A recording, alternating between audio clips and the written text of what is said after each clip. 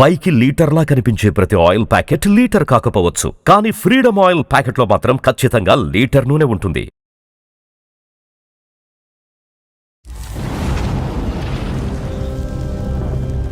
ఆస్తి తగాదాల్లో ఒకరినొకరు చంపేసుకుంటున్న రోజులు.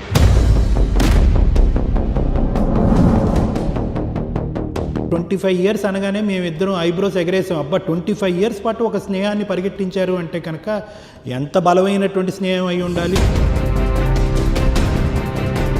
ఒక స్నేహితుడి దగ్గర మీరు ఏ పెన్ను, పేపరు, పుస్తకం, ఒక ప్రామిసరీ నోటు ఇలాంటివి ఏమీ లేకుండా ఒక 5 లక్షలు ఎలా ఇచ్చేశారండి?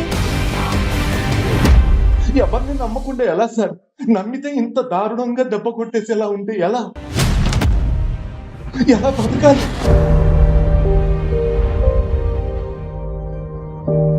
మనుషుల్ని నమ్మాలా వద్దా చెప్పండి దయచేసి.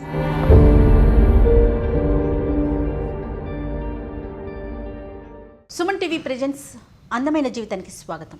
నమస్తే కళ్యాణ్ చక్రవర్తి గారు. నమస్తే అండి. నమస్తే కళ్యాణ్ గారు. మనము చాలామందిని మీకు ఎవరికి ఏ సమస్య ఉన్నా మాకు మెయిల్ ద్వారా తెలియచేయండి, మేమే కాల్ చేస్తామని చెప్తున్నాం. అలానే ఎన్నో మెయిల్స్ వస్తూ ఉన్నాయండి, మెసేజ్లు కూడా వస్తూ ఉన్నాయి. వాటిలో నేను ఒకటి పిక్ చేశానండి, ఈరోజు మీ ముందుంచుతాను. తప్పకుండా జయ గారు. మెయిల్ నేను ఒకసారి బ్రీఫ్గా మీకు చెప్తాను కళ్యాణ్ గారు. ఈయన పేరు సాగర్ అండి, మచిలీపట్నం నుంచి మనకి మెయిల్ చేస్తున్నారనమాట. ఈయన ఒక 25 సంవత్సరాలు ఎంతో స్నేహంగా ఉన్న ఒక ఫ్రెండ్కి 5 లక్షలు ఇచ్చారు. ఇద్దరు 25 సంవత్సరాల నుంచి ఫ్రెండ్షిప్ కంటిన్యూ అవుతోంది. మధ్యలో ఏదో అవసరానికి ఒక 5 lakhs ఇచ్చారు ఈయన. ఇతను ఈ సాగర్ అనే అతను రిటర్న్ అడుగుతుంటే అతను ఎక్కడ ఒక పెన్ను, పేపరు, పత్రం ఏమీ లేదు.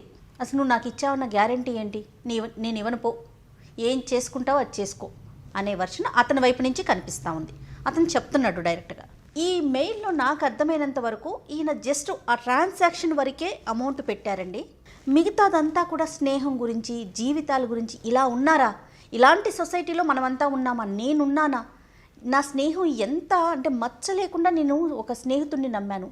ఇలా ఎందుకు జరుగుతోంది? అసలు నాకేం చేయాలో అర్థం కావట్లేదు. ఆ వర్షనే కనిపించిందండి నాకు. అవును.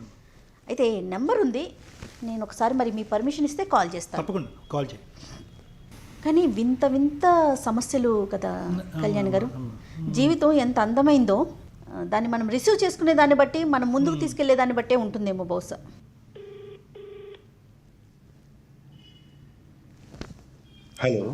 హలో సాగర్ గారండి? సాగర్ మాట్లాడుతున్నానండి. నమస్తే అండి, నేను సుమన్ టీవీ నుంచి మాట్లాడుతున్నా. నా పేరు జయ, అందమైన జీవితం నుంచి మాట్లాడుతున్నామండి.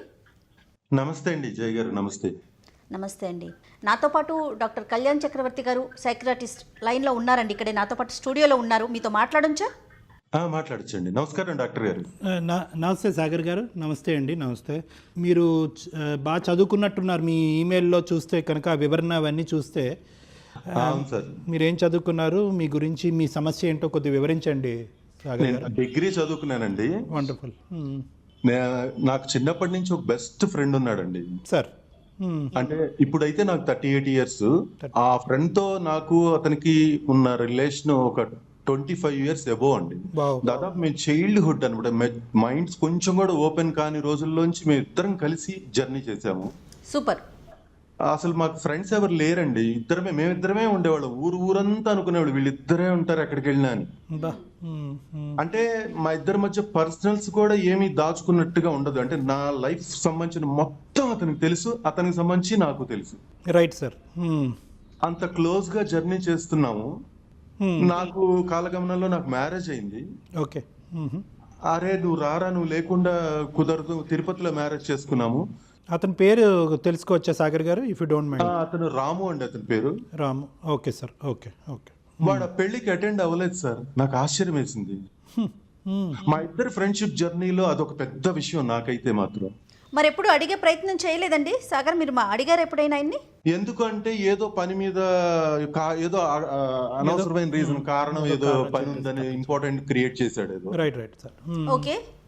ఆ తర్వాత ఇప్పుడు సమస్య ఏంటంటే మెయిన్ గా 3 ఏళ్ల క్రితం మాదొక ఎసెట్ అమ్మామండి. అమ్ముతున్నట్టు అతనికి తెలుసు. అతనికి ఆ ఎసెట్ అమ్మితే మాకు ఒక 40 లక్షలు ఆ రోజు వస్తున్నాయి క్యాష్. ఆ రోజే రిజిస్ట్రేషన్. ఆ రోజు నన్ను పర్సనల్ గా పక్కకు పిలిచి అడిగాడు, అరే నేనేం ఉద్యోగం చేయట్లేదు కదా, సంపాదించట్లేదు కదా, మా నాన్నగారి మీద ఆధారపడ్డాను.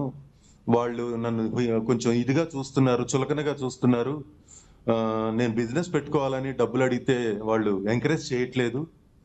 నాకు నువ్వు ఒక 5 లక్షలు ఇస్తే నాకు ఆటోమొబైల్ ఫీల్డ్ మీద కొంచెం గ్రిప్ ఉంది, నేను రీసెర్చ్ ఎక్కువ చేశాను, అది పెట్టుకుంటాను.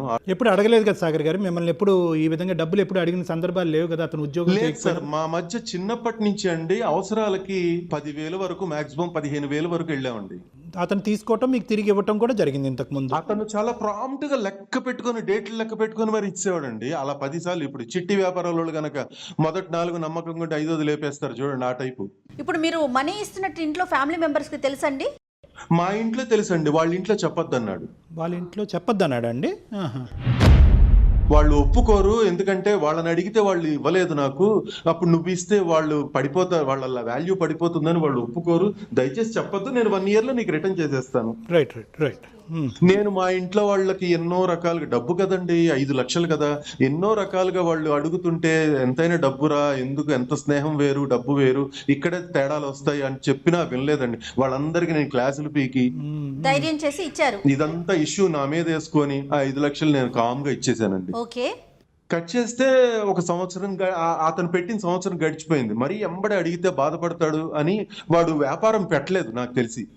సాగర్ గారు సారీ అండి, ఇంట్రెస్ట్ కూడా మాట్లాడుకున్నారా మీరు ఇచ్చినప్పుడు, లేదంటే అలాంటివి ఏం మాట్లాడుకోలేదా ఫ్రెండ్షిప్ మధ్యన అవన్నీ ఎందుకని? నేనే ఇంట్రెస్ట్ కలిపిస్తాను రా అన్నాడు, పైగా ఇంట్రెస్ట్ నెలలా ఇస్తా అన్నాడు. ఓకే, ఇంకా మీకు కాన్ఫిడెన్స్ పెరుగుంటుంది. నెల ముందు ఇంట్రెస్ట్ పడేస్తాను అన్నప్పుడు సర్లే, అసలు నేను ఇంట్రెస్ట్ కోసం ఆశపడలేదు, కానీ వాడు పాపం జీవితంలో స్థిరపడతాడు, పెళ్లి చేసేసుకొని ఉన్నాడు, తనకి ఏం ఆధారం లేదు, ఇంట్లో వాళ్ళని అడిగితే ఎందుకో సపోర్ట్ చేయట్లేదు అంటున్నాడు. ఎందుకో సపోర్ట్ చేయట్లేదు అంటే అతను ఏ పని చేయకుండా ఇంట్లోనే ఖాళీగా ఉండేవాడండి. ఎంతసేపు నేను సొంతగా వ్యాపారం పెట్టాలి అంటాడు. మరి మళ్ళీ మీరు అడిగే ప్రయత్నం చేశారండి? మరి 1 year అయిపోతుంది. 1 year తర్వాత నేను అడిగానండి, 1.5 year తర్వాత అడిగాను, సాగర్ గారు ఏంటి అసలు వడ్డీ వేయలేదు, వడ్డీ కూడా 2 నెలలు వేసాడు, ఆ తర్వాత వేయలేదు. సరే వాడి దగ్గర లేవేమో, సతమతం అవుతున్నాడు, ఇబ్బంది పెట్టకూడదు ఫ్రెండ్ గా నేను అని నేను ప్రెషర్ ఇవ్వలేదు. అడిగితే మౌనంగా ఉంటున్నాడు. చేస్తాను చేస్తాను చేస్తాను చేస్తాను అంటాడు, మౌనంగా ఉంటాడు, చెప్పడు. నాకు సంబంధించిన ట్రబుల్స్ కానీ నా పెయిన్స్ కానీ ఎన్ని చెప్పినా అర్థం, కామ్గా ఉంటాడు అలా మౌనంగా. ఓకే, ఫైనల్ గా ఏమంటాడండి అతను? మా ఇద్దరికి కామన్ ఫ్రెండ్ ఒక అతను ఉంటే అతనితో చెప్పాడట, అతడు వాడు నాకు డబ్బులు ఇచ్చినట్టు ప్రూఫ్ ఏం లేదుగా, ఏం పీక్కుంటాడు పీకోమను అన్నట్టు. ఏంటి వీడా ఆ మాట అన్నదా అని, పోనీ వీడేమన్నా మధ్యలో వాడు క్రియేట్ చేశాడా మా మీద జలస్తో, మా ఫ్రెండ్షిప్ మీద జలస్తో అని అనుకున్నాను. కానీ ఇతను మౌనంగా ఉండటం, చాలాసార్లు నేను అడుగుతుంటే ఏం ఆన్సర్ చేయకపోవటం, అతని ప్రవర్తనలో ఏదో తేడా కనిపించిందండి. ఆ డబ్బులన్నీ ఆగం చేసేసినట్టుగానో, సంథింగ్ వాడి దగ్గర ఏం హోప్లెస్ కండిషన్ లో ఉన్నట్టుగానో, ఏం చేయలేని పరిస్థితిలో కామ్గా ఉన్నాడేమో అలాగా అనిపించింది. మీకు ఎదురు పడుతున్నారండి అతను రాము? నా వర్క్ పర్పస్ నేను హైదరాబాద్ లో సెటిల్ అయిపోయాను, అక్కడి నుంచి వచ్చేసి మాది మచిలీపట్నం యాక్చువల్లీ. ఓకే, రాము అక్కడే ఉండిపోయారు? అతను అక్కడే ఉన్నాడు. ఓకే. మీ ఇద్దరి మధ్యన ఇప్పుడు ఏదైతే ఈ వైరం, ఒక డిఫరెన్స్, ఈ డిస్టెన్స్ పెరిగిందో, ఈ డిస్టెన్స్, ఈ డిఫరెన్సెస్ అనేది 25 years లో ఎప్పుడైనా మీరు చూసారండి, లేదంటే ఇదే ఫస్ట్ టైమా? నేను కొద్ది బాగా సెటిల్ అయ్యాను, హైదరాబాద్కి వచ్చిన తర్వాత వాడు సెటిల్ అవ్వలేదు. అదేమన్నా లోపల అందరి ముందు చిన్నపోయి, పెద్దవాళ్ళ ముందు ఇంట్లో ఖాళీగా ఉంటూ కొద్దిగా బాధపడుతున్నాడేమో నేను అని దాన్ని కూడా నెగిటివ్ గా ఫీల్ అవ్వలేదు. Right right. అదే ఈర్ష్య పడుతున్నాడు అండి, ఈర్ష్య అన్నది మనం మాట్లాడుకోవచ్చు ఇక్కడ. అంటే మీరు అన్ని ఆస్పెక్ట్స్ లో ముందున్నారు, 38 years అంతే అనుకోవచ్చు అని నాకు ఇప్పుడు అతను ఆ మాట అన్నాక ఇంకా నేను ఆ కోణంలో అంతా చెక్ చేశాను 25 ఏళ్ల జర్నీని. అప్పుడు నాకు గుండె పగిలిపోయింది సార్. ఎందుకంటే ఎన్నో విషయాలు, ఎన్నో రాత్రులు మేము మాట్లాడుకొని ఎన్నో సంవత్సరాలు అలా కలిసి గడిపాము. అంటే ప్రతిదీ బ్లఫింగేనా, ప్రతిదీ మోసమేనా? నన్ను నమ్మించి మోసం చేయడానికి నాకు 25 ఏళ్ళు తీసుకోవాలా? నా ఫీలింగ్స్ ని అంత డిస్టర్బ్ చేయాలా అని నాకు చాలా పెయిన్ఫుల్ గా ఉంది సార్. అది మాకే వింటుంటే, అంటే మీరు 25 years అనగానే మేమిద్దరం ఐబ్రోస్ ఎగరేసాం. అబ్బా 25 years పాటు ఒక స్నేహాన్ని పరిగెట్టించారు అంటే కనుక ఎంత బలమైనటువంటి స్నేహం అయి ఉండాలి, అది టీనేజ్ వయసు నుంచి దాని పునాదులు పడి ఉండొచ్చు అనేటటువంటి దానికి ఈరోజు బీటులు వారింది అంటే కనుక ఏమై ఉండొచ్చు అనేది మాకే అర్థం కావట్లేదు. అంటే మీకేమన్నా అనిపించిందా అండి, అంటే why could a person change like this? అంటే మీరు చెప్పారు సాగర్ గారు దట్ యూనో ఇంతకు ముందు కూడా ఇచ్చి పుచ్చుకోటాలోనే జరిగినాయి, బహుశా అది చిన్న వయసులో అయి ఉండొచ్చు. కానీ ఒక మనిషి అయితే ఒకటే అనిపిస్తుంది సార్, చిన్న ఏజ్ గ్రూప్ అంటే మైండ్ మెచ్యూరిటీ లెవెల్స్ ఇద్దరికి సరిగా రానంత మటుకు మా జర్నీ, మా స్నేహంలో క్లారిటీ ఒక సజావుగా స్పష్టత, సాగింది. మంచి ఫీలింగ్స్ ఉన్నాయండి సార్ నిజంగానే. Right. అది ఇప్పటికీ నేను నమ్మగలను. సాగర్ గారు ఒక్క పాయింట్ అండి, ఫర్ ప్రాపర్ మీకు ఒక సొల్యూషన్ చెప్పడం గురించి ఒక అంశం మనం తెలుసుకోవాలి. 25 సంవత్సరాల పాటు వాళ్ళ తల్లిదండ్రుల కంటే ఎక్కువ శాతం తెలిసింది మీరేనేమో అని నాకు అనిపిస్తుంది. అంటే ఆ స్నేహం కానీ ఆ బంధం కానీ మీ ఇద్దరి మధ్యన. మరి ఇంతకాలం ఇంత దీర్ఘకాలికంగా చూసినటువంటి వ్యక్తిలో మీరేమనుకుంటారు? ఇది వ్యక్తిత్వపరమైనటువంటి లోపమా, లేదంటే మోసం చేయాలి అనేటటువంటి మార్పా, ఇప్పుడు వచ్చినటువంటి మార్పా, మొదటి నుంచి ఉన్నటువంటి అంశం? నాకు జరిగిన ఇన్సిడెంట్స్ అన్ని, మా మధ్య జరిగిన ఇన్సిడెంట్స్ అన్ని చెక్ చేస్తూ పోతుంటే బేసిక్ గానే ఇన్బిల్ట్ లోనే వీళ్ళలో ఒక నెగటివిటీ ఉంది, అది నేను గమనించలేకపోయాను అని ఇప్పుడు తెలుస్తుంది సార్. అయితే సాగర్ గారు ఒక్క విషయం అండి, కుటుంబంలో అన్నదమ్ముల్ని అక్క చెల్లెల్ని నమ్మలేని రోజులు, ఒకరికొకరికి పడని రోజులు, ఆస్తి తగాదాల్లో ఒకరినొకరు చంపేసుకుంటున్న రోజులు, I'm sorry to say this.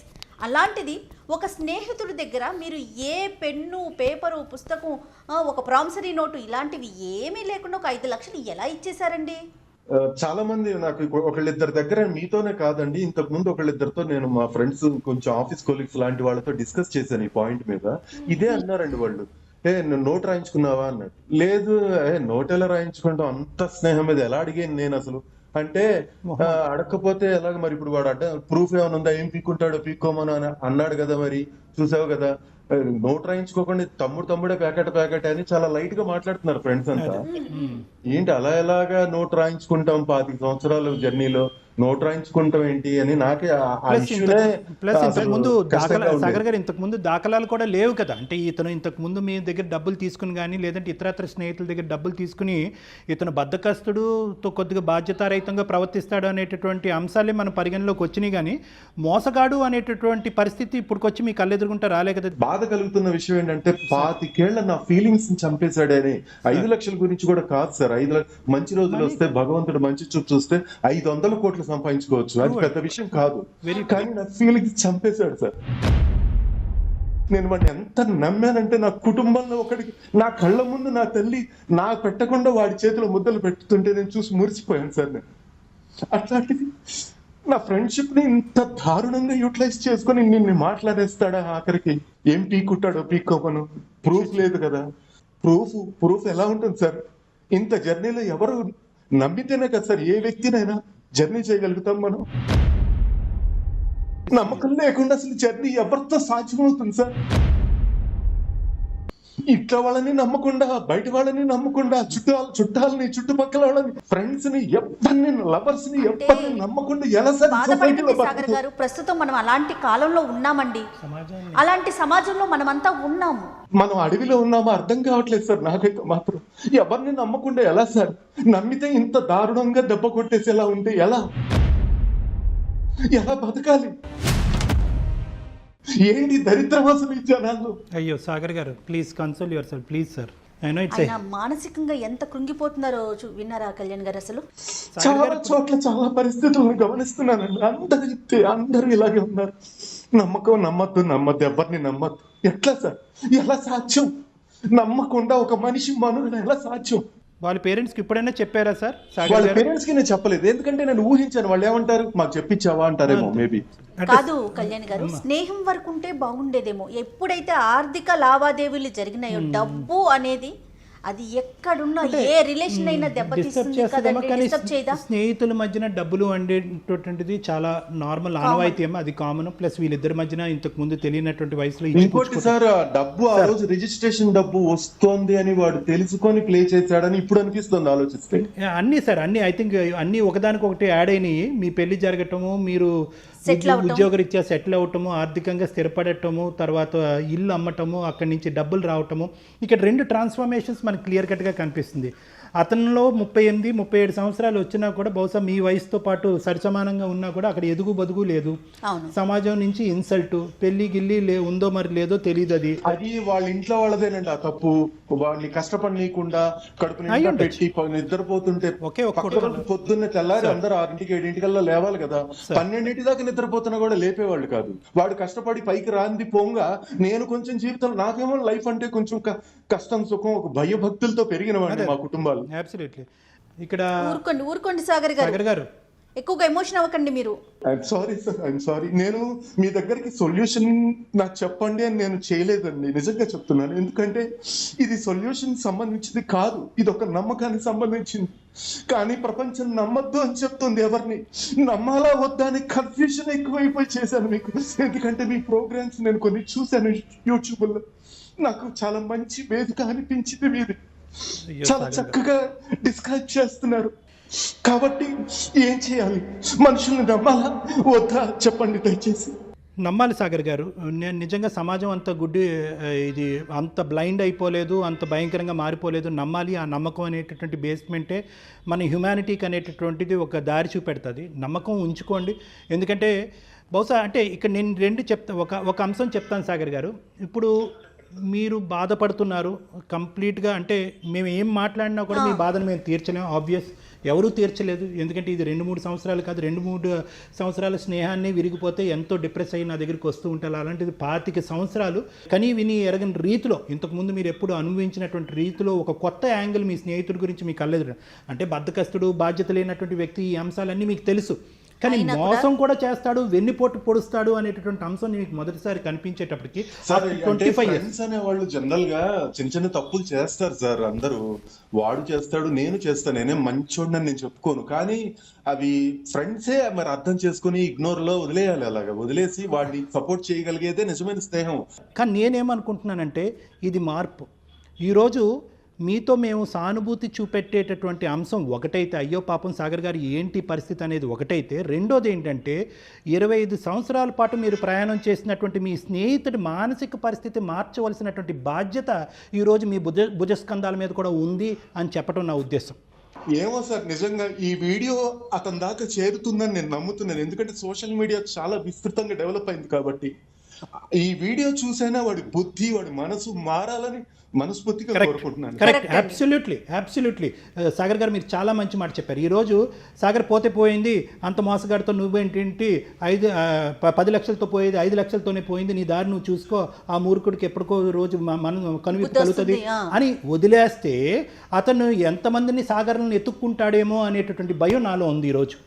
దానికి తోడు ఈయనకి సమాజం మీద ఒక నమ్మకం పోతుంది కదా, ట్రస్ట్ పోతుంది కదా. సో ఇందాక నేను అన్న మాట ఏంటంటే సాగర్ గారు, ఇది వ్యక్తిత్వమా మార్పు అయితే కనుక you and we are all at an advantage position. మనందరం ఒక అడ్వాంటేజ్ పొజిషన్లో ఉందో మార్పుని మనిషిని మార్చచ్చు. యూటర్న్ తిరిగినటువంటి ఈ మనిషిలో ఇప్పటి వరకు సెటిల్ అవ్వలేకపోయాడు కాబట్టి అతనిలో కలిగినటువంటి ఒక స్వభావం, ఒక ఈర్ష్య, ఒక భావము, తప్పు అనేటటువంటి విధంగా, ఎందుకంటే పని చేయకపోయినా పర్లేదు కానీ పక్కనోడిని మోసం చేసి సంపాదించి బతకాలి అనేటటువంటి ఆలోచన అతనిలోకి వస్తే కనుక అది ఒక చీడపురుగు.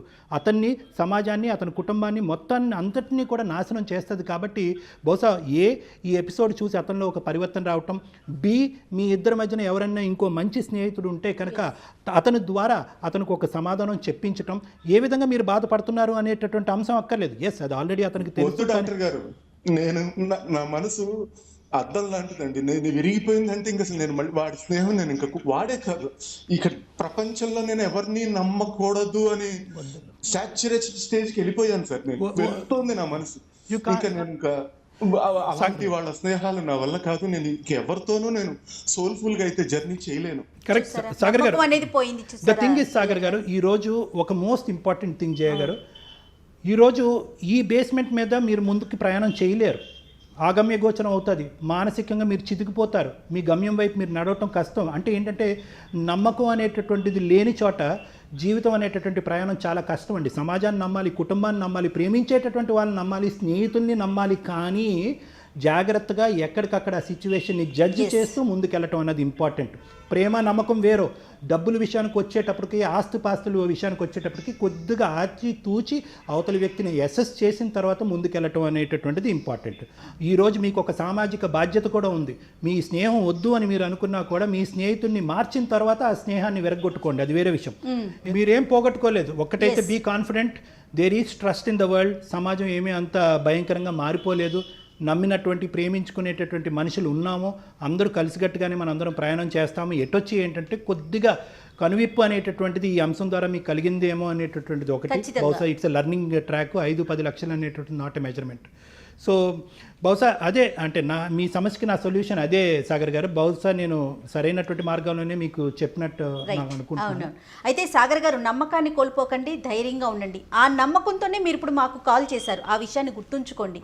సో నమ్మకం లేదు అనే విషయాన్ని మాత్రం తీసేసేయండి. ఎక్కడో ఏదో ఒక ఏదో అంటారు చూడండి, ఎక్కడో ఒక్క సమస్య ఉందని ప్రపంచమంతా సమస్యలతో కూడిపోలేదండి. అలా ఉంటే కనుక మనం ముందుకు వెళ్ళలేకపోతాం. మనకి రేపటి రోజు అనేదే ఉండదు. దయచేసి ధైర్యంగా ఉండండి, నమ్మకంగా ఉండండి.